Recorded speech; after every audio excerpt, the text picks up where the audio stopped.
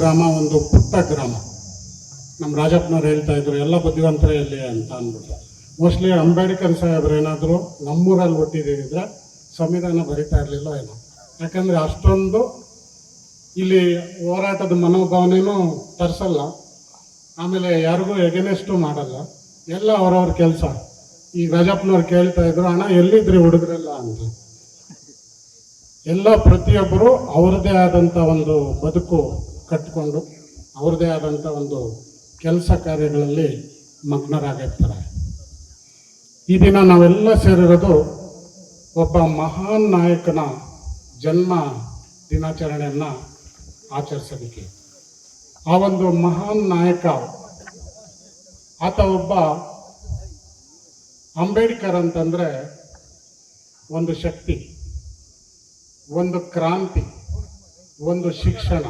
ಅಂಬೇಡ್ಕರ್ ಸಾಹೇಬರು ಇವತ್ತೇನು ನಮಗೆ ಸಂವಿಧಾನವನ್ನು ರೂಪಿಸಿ ಕೊಟ್ಟಿದ್ದಾರೆ, ಅದರಲ್ಲಿ ಬರೀ ಹಕ್ಕುಗಳನ್ನು ಕೊಡಲಿಲ್ಲ, ನಾವು ಜೀವನದಲ್ಲಿ ಯಾವ ರೀತಿ ಬದುಕಬೇಕು, ಯಾವ ರೀತಿ ಬಾಳಬೇಕು, ಮತ್ತು ಬೆಳಕನ್ನು ನಾವು ಹುಡುಕಬೇಕು, ಅಸಮಾನತೆಯನ್ನು ತೊಲಗಿಸಿ ಸಮಾನತೆ ನಮಗೆ ಬೇಕು, ಹಾಗೆ ನಾವು ಒಳ್ಳೆ ರೀತಿ ಬದುಕಬೇಕು ಅನ್ನೋ ನಿಟ್ಟಿನಲ್ಲಿ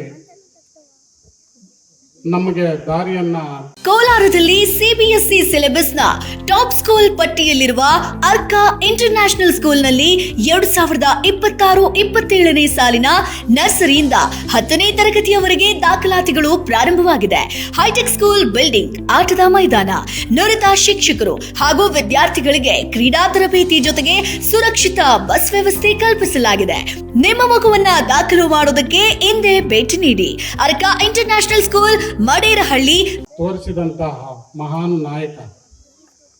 ಅದೇ ರೀತಿ ನಮ್ಮ ಯಲ್ಚಿಪುರ ಗ್ರಾಮದ ಬಗ್ಗೆನೇ ನನಗೆ ಮಾತಾಡಬೇಕು ಅಂತ ಒಂದು ಆಸೆ. ಕಾರಣ ಏನಪ್ಪ ಅಂದರೆ, ಅಣ್ಣ ಇಲ್ಲಿ ಯಾರಿಗಾದರೂ ಒಬ್ಬ ನಾಯಕನಿಗೆ ನಂಬಿದ್ರೆ ಆ ನಾಯಕನ ಜೊತೆ ಯಾವಾಗಲೂ ಇರ್ತಾರೆ. ಈ ಊರಲ್ಲಿ ಹೇಗೆ ಅಂತಂದರೆ ಒಂದೇ ದಾರಿ, ಪ್ರತಿಯೊಬ್ಬರು ಒಂದೇ ಮಾತು. ಒಂದು ಸಣ್ಣ ಉದಾಹರಣೆ ಕೊಡ್ತೀನಿ. ಮುಂದೆ ನಮ್ಮ ಭಾಗದಲ್ಲಿ ವರ್ತೂರು ಪ್ರಕಾಶ್ ಅವರು MLA ಆಗಿದ್ದಾಗ ನಾವ್ಯಾರು ವರ್ತೂರು ಪ್ರಕಾಶ್ ಹತ್ರ ಓದೋಂಥವ್ರಲ್ಲ ಈ ಗ್ರಾಮದವರು. 2 ಸತಿ ಶ್ರೀನಿವಾಸ್ ಗೌಡರು ಸೋತ್ಬಿಡ್ತಾರೆ. 2 ಸತಿ ಸೋತ್ಬಿಟ್ಟಾಗ ನಮ್ಮ ಊರಿಗೆ ನೀರಿನ ಅಭಾವ ಆಗ್ತದೆ. ಮುಂಚೆ ಎಲ್ಲ ನಮ್ಮ ಬೋರ್ವೆಲ್ಲಿಂದ ನೀರೆಲ್ಲ ಊರೆಲ್ಲ ಬಳಸುವಂಥ ಪರಿಸ್ಥಿತಿ ಇತ್ತು. ನೀರಿನ ಅಭಾವ ಆದಾಗ ವರ್ತೂರು ಪ್ರಕಾಶ್ಗೆ ಯಾರೋ ಕೇಳಿದ್ರೆ, ನಿಮ್ಮ ಊರಿಗೆ ಒಂದಿಷ್ಟು ಐತೆ, ನೀವು ಯಾರಾದರೂ ಒಂದು 10 ಜನ ಬರ್ರಿ ನನ್ನ ಹತ್ರ, ನಿಮ್ಮ ಊರಿಗೆ ಬೋರ್ ಕಳಿಸ್ತೀನಿ ಅಂತ ಹೇಳ್ತಾರೆ. ಆವತ್ತು ನನಗೆ ಉಲ್ಲಪ್ಪನ ಜ್ಞಾಪಕ ಬರ್ತಾನೆ. ಆತ ಬಂದು ಹೇಳ್ತಾನೆ, ಹೋಗಿ ಬರ್ರಿ ಶಾಸಕರ ಹತ್ರ, ಹೋಗಿ ಬರ್ರಿ ನಮ್ಮೂರಿಗೆ ಒಂದು ಬೋರ್ವೆಲ್ ತೊಗೊಂಬನ್ನಿ ಅಂತ.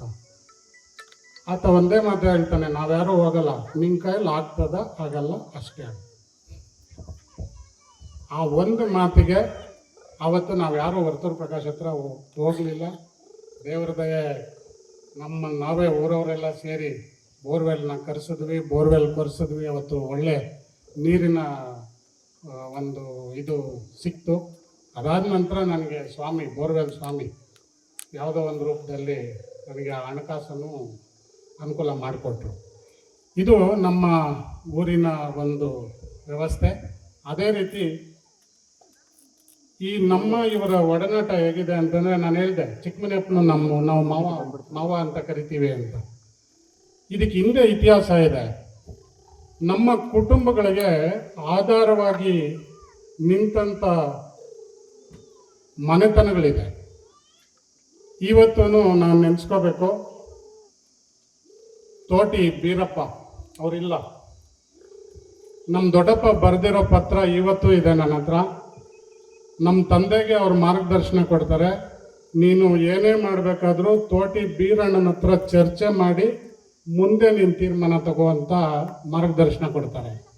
ಯಾಕೆ ಈ ಮಾತು ಹೇಳ್ತೀನಿ ಅಂತಂದರೆ, ಆ ತೋಟಿ ಬೀರಪ್ಪನ ನಿಯತ್ತು, ಆತನ ಒಂದು ನಿಷ್ಠೆ, ಅದನ್ನು ನಮ್ಮ ದೊಡ್ಡಪ್ಪ ಅವರು ಒಪ್ಪಿ ಕರೆಕ್ಟಾಗಿದೆ ಅಂತ ಅಂದ್ಬಿಟ್ಟು ಅವ್ರ ಹೆಸರು ಹೇಳ್ತಾ ಇದ್ರು.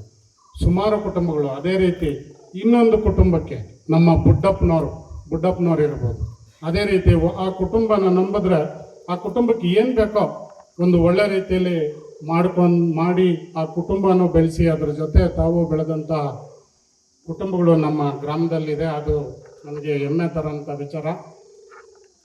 ಹಾಗೆ ನಾವು ಅಂಬೇಡ್ಕರ್ ಇವತ್ತು ಅವ್ರನ್ನ ನೆನೆಸ್ತಾ ಇದ್ದೀವಿ. ಅವ್ರು ಹೇಳ್ತಾರೆ ಸಮಾನತೆ ಬೇಕು, ಎಲ್ಲಿ ಅಸಮಾನತೆ ಇರ್ತದೆ ಅಲ್ಲಿ ಸಮಾನತೆ ಬೇಕು ಅಂತ ಒಪ್ಪಿ ನಮ್ಮ ಸಮಾಜಕ್ಕೆ ಮಾರ್ಗದರ್ಶನ ಕೊಟ್ಟಂಥ ವ್ಯಕ್ತಿ. ಅವರೊಂದು ಮಾತು ಹೇಳ್ತಾರೆ, ಮೊದಲು ನಾವು ಬದಲಾಗಬೇಕು, ನಂತರ ನಮ್ಮ ಕುಟುಂಬ ಬದಲಾವಣೆ ಆಗುತ್ತೆ, ಅದೇ ರೀತಿ ನಮ್ಮ ಸಮಾಜ ಬದಲಾವಣೆ ಆಗುತ್ತೆ, ನಂತರ ನಮ್ಮ ದೇಶ ಬದಲಾವಣೆ ಆಗುತ್ತೆ.